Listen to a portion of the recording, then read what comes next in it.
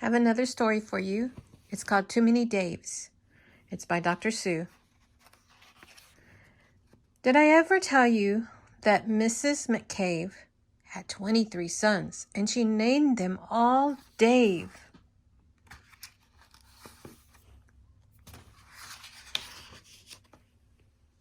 Well, she did. And that wasn't a smart thing to do. You see, when she wants one and calls out, "Yahoo! Come into the house, Dave," she doesn't get one. All 23 Daves of hers come on the run.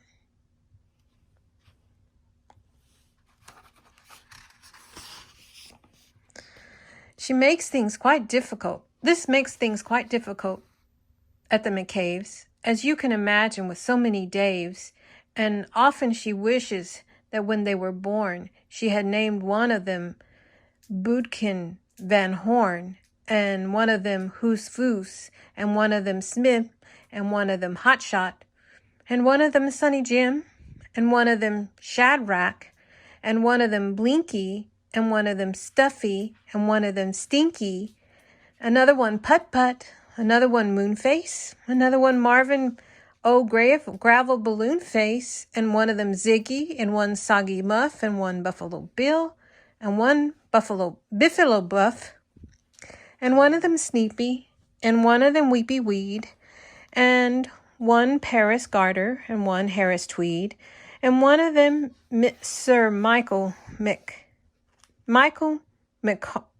Carmichael Zoot, and one of them Oliver Bolvier Butt, and one of them Zanzibar Buck Fate, and she didn't do it, and now it's too late.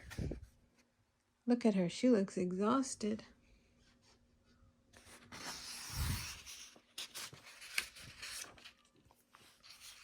That was a short story. I'm going to read you another one. What was I scared of? Well, I was walking in the night, and I saw something scary. Oh, he's not too scary. And I saw nothing scary. I had never been afraid of anything. Not very. Then I was deep within the woods when suddenly I spied them. I saw a pair of pale green pants with nobody inside them. I wasn't scared, but yet I stopped. What could those pants be there for?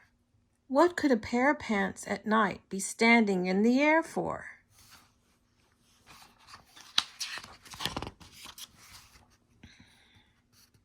And then they moved, those empty pants.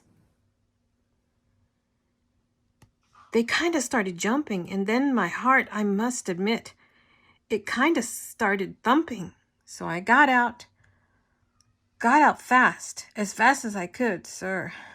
I wasn't scared, but pants like that, I did not care for. No, sir. After that, a week went by. Then one dark night at Greenwich, I had to do an errand there and fetch some Greenwich spinach. Well, I fetched the spinach.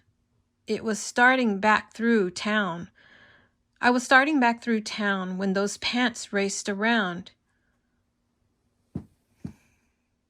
the corner, and they almost knocked me down.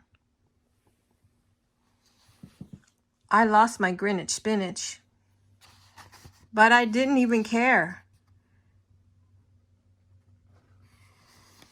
I ran for home, believe me. I really had a scare.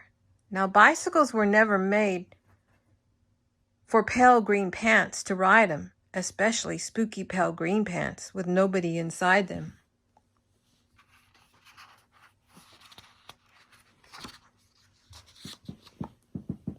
And the next night, I was fishing.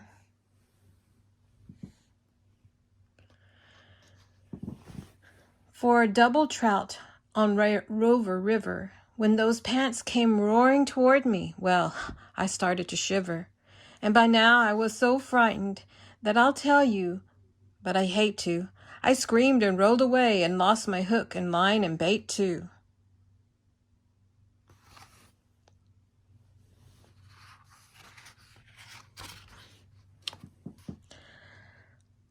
I ran and found a brickle bush.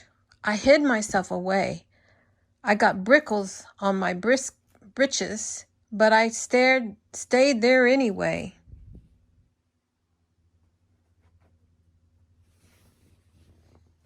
I stayed all night, the next night too. I'd be there still, no doubt, but I had to do an errand.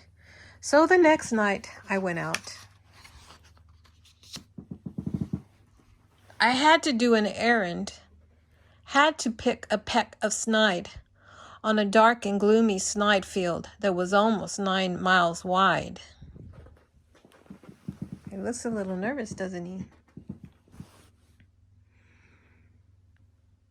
I said, I do not fear those pants with nobody inside them. I said, and I said, and I said those words. I said them, but I lied them.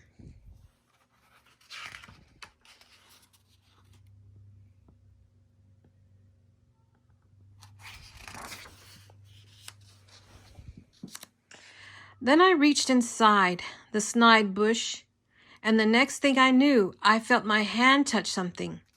And I bet that you know who.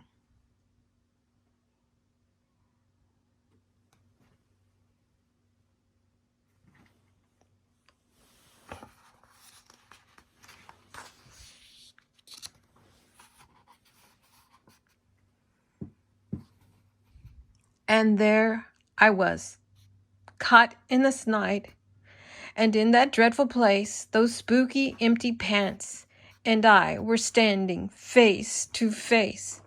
I yelled for help. I screamed. I shrieked. I hollered. Oh, I yowled. I cried. Oh, save me from this pale green pants with nobody inside. But then a strange thing happened. Why, those pants began to cry. Those pants began to tremble. They were just as scared as I. I never heard such a whimpering, and I began to see that I was just as strange to them as they were strange to me.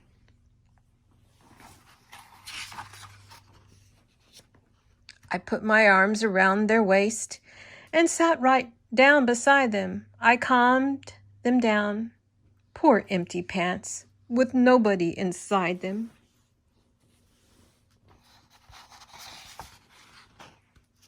And now we meet quite often, those empty pants and I, and we never shake or tremble. We both smile, and we say hi.